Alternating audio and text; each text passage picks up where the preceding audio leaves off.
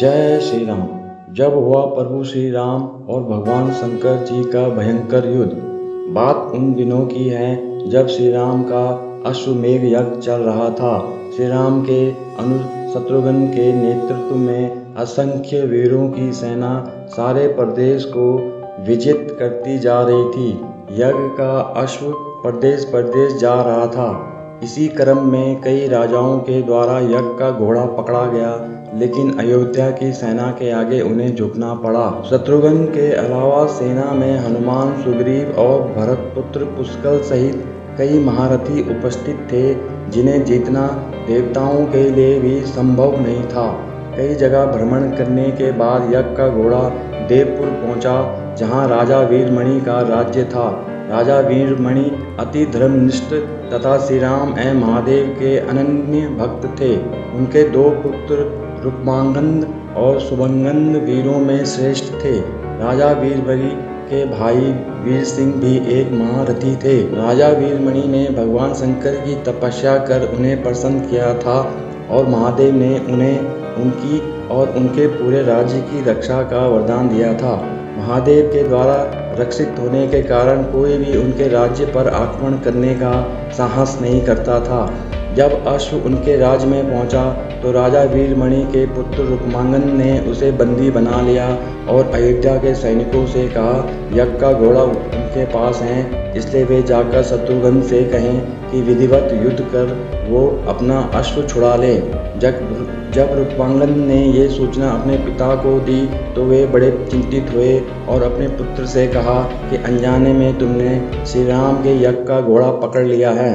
श्री राम हमारे मित्र हैं और उनसे शत्रुता करने का कोई औचित्य नहीं है, इसलिए तुम यज्ञ का घोड़ा वापस लौटा आओ। इस पर रुक्मांगद ने कहा कि हे पिताश्री, मैंने तो उन्हें युद्ध की चुनौती भी दे दी है, अतः अब उन्हें बिना युद्ध के अश्व लौटाना हमारा और उनका दोनों का अपमान होगा।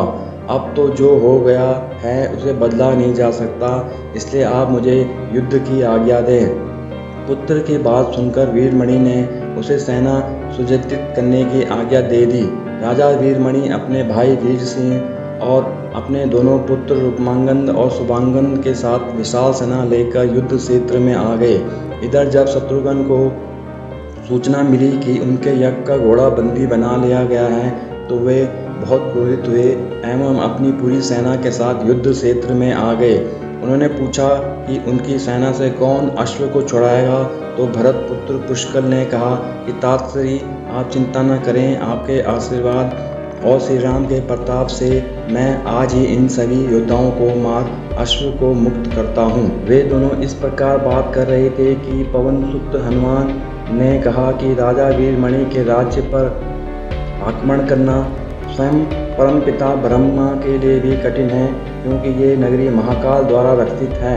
अतः उचित यही होगा कि पहले हमें बातचीत के द्वारा राजा वीरमणि को समझाना चाहिए, और अगर हम ना समझा पाए तो हमें श्री राम को सूचित करना चाहिए। राजा वीरमणि श्री राम जी का बहुत आदर करते हैं, इसलिए वे उनकी बात नहीं टाल पाएंगे। हनुमान की बात सुनकर शत्रुघ्न बोले कि हमारे रहते अगर श्री राम को युद्ध भूमि में आना पड़े तो ये हमारे लिए अत्यंत लज्जा की बात है। अब जो भी हो हमें युद्ध तो करना ही पड़ेगा। ये कहकर वे सेना सहित युद्ध भूमि में पहुंच गए। भयानक युद्ध छिड़ गया। भरतपुत्र पुष्कर सीधा जाकर राजा वीरमणि से भिड़ गया। दोनों अतुलनीय वीर थे। वे दोनों इस तरह के शस्त्रों का प्रयोग करते हुए युद्ध करने लगे। हनुमान राजा वीरमणि के भाई महापराक्रमी वीर सिंह से युद्ध करने लगे। रुक्मांगद और शुभांगद ने शत्रुघ्न पर धावा बोल दिया। पुष्कर और वीरमणि में बड़ा घमासान युद्ध हुआ। अंत में पुष्कर ने वीरमणि पर 8 नाराज बाणों से वार किया। इस वार को राजा वीरमणि सह नहीं पाए और मूर्छित होकर अपने रथ पर गिर पड़े। वीर सिंह ने हनुमान पर कई अस्त्रों का प्रयोग किया और उन्हें कोई हानि न पहुंचा सके। हनुमान ने एक विकट पेड़ से वीर सिंह पर वार किया, इससे वीर सिंह रक्त वमन करते हुए मूर्छित हो गए। उधर श्री शत्रुघ्न और राजा वीरमणि के पुत्रों में असाधारण युद्ध चल रहा था। अंत में कोई चारा न देखकर शत्रुघ्न ने दोनों भाइयों को नागपाश में बांध लिया। अपनी विजय देखकर शत्रुघ्न की सेना के सभी वीर सिंहनाद करने लगे। उधर राजा वीरमणि की मूर्छा दूर हुई तो उन्होंने देखा कि उनकी सेना हार के कगार पर है। ये देखकर उन्होंने भगवान रुद्र का स्मरण किया। महादेव ने अपने भक्त को मुसीबत में जानकर वीरभद्र के नेतृत्व में नंदी भृंगी सहित सारे गणों को युद्ध क्षेत्र में भेज दिया। महाकाल के सारे अनुचर उनकी जय जयकार करते हुए अयोध्या की सेना पर टूट पड़े। शत्रुघ्न, हनुमान और सारे लोगों को लगा कि जैसे प्रलय आ गया हो। जब उन्होंने भयानक मुख वाले रुद्र अवतार वीरभद्र, नंदी भृंगी सहित महादेव की सेना देखी तो सारे सैनिक भय से कांप उठे। शत्रुघ्न ने हनुमान से कहा कि जिस वीरभद्र ने बात ही बात में दक्ष प्रजापति का मस्तक काट डाला था और जो तेज और समता में स्वयं महाकाल के समान है, उसे युद्ध में कैसे हराया जा सकता है। ये सुनकर पुष्कर ने कहा कि हे तापसी, आप दुखी मत हो, अब तो जो भी हो हमें युद्ध तो करना ही पड़ेगा। ये कहते हुए पुष्कर वीरभद्र से, हनुमान नंदी से और शत्रुघ्न भृंगी से जा भिड़े। पुष्कर ने अपने सारे दिव्यास्त्रों का प्रयोग वीरभद्र पर कर दिया, लेकिन वीरभद्र ने बात ही बात में उसे काट दिया।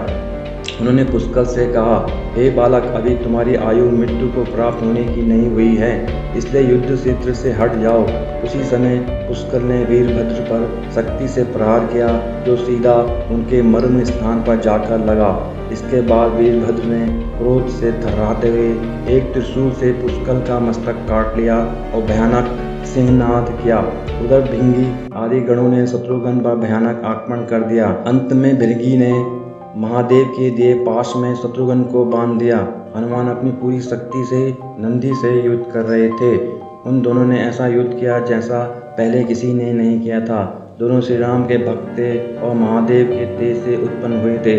काफी देर लड़ने के बाद कोई और उपाय न देखकर नंदी ने दिवास्त्र का प्रयोग कर हनुमान को पराभूत कर दिया।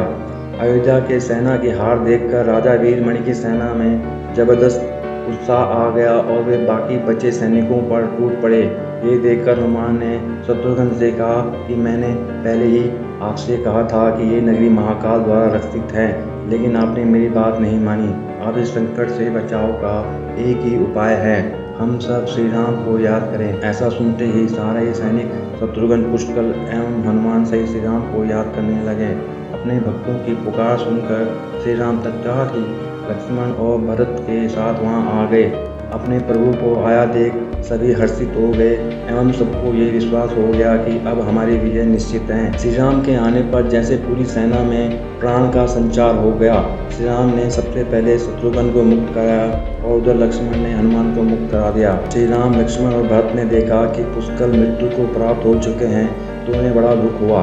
भरत तो शोक में मूर्छित हो गए। श्री राम ने क्रोध में आकर वीरभद्र से कहा कि तुमने जिस प्रकार पुष्कर का वध किया है, उसी प्रकार अब अपने जीवन का भी अंत समझो। ऐसा कहते हुए श्री राम ने सारी सेना के साथ शिव गणों पर धावा बोल दिया। जल्द ही उन्हें ये पता चल गया कि शिव गणों पर साधारण अस्त्र बेकार हैं, इसलिए उन्होंने महर्षि विश्वामित्र द्वारा प्रदान किए दिव्यास्त्रों से वीरभद्र और नंदी सहित सारी सेना को विदीर्ण कर दिया। श्री राम के प्रताप से पार न पाते हुए सारे गणों ने एक स्वर में महादेव का आह्वान करना शुरू कर दिया। जब महादेव ने देखा कि उनकी सेना बड़े कष्ट में है तो वे स्वयं युद्ध क्षेत्र में प्रकट हुए। इस अद्भुत दृश्य को देखने के लिए परमपिता ब्रह्मा सहित सारे देवता आकाश में स्थित हो गए। जब महाकाल ने युद्ध क्षेत्र में प्रवेश किया तो उनके तेज से श्री राम की सारी सेना मूर्छित हो गई। जब श्री राम ने देखा कि स्वयं महादेव रण क्षेत्र में आए हैं तो उन्होंने शस्त्र का त्याग कर भगवान रुद्र को दंडवत प्रणाम किया एवं उनकी स्तुति की। उन्होंने महाकाल की स्तुति करते हुए कहा कि हे सारे ब्रह्मांड के स्वामी, आपके ही प्रताप से मैंने महापराक्रमी रावण का वध किया। आप स्वयं ज्योतिर्लिंग में रामेश्वरम में पधारे। हमारा जो भी बल है वो भी आपके आशीर्वाद के फलस्वरूप ही हैं। ये जो अश्वमेघ यज्ञ मैंने किया है वो भी आपकी ही इच्छा से हो रहा है, इसलिए हम पर कृपा करें और इस युद्ध का अंत करें। ये सुनकर भगवान रुद्र बोले कि हे राम, आप स्वयं विष्णु के दूसरे रूप हैं, मेरी आपसे युद्ध करने की कोई इच्छा नहीं।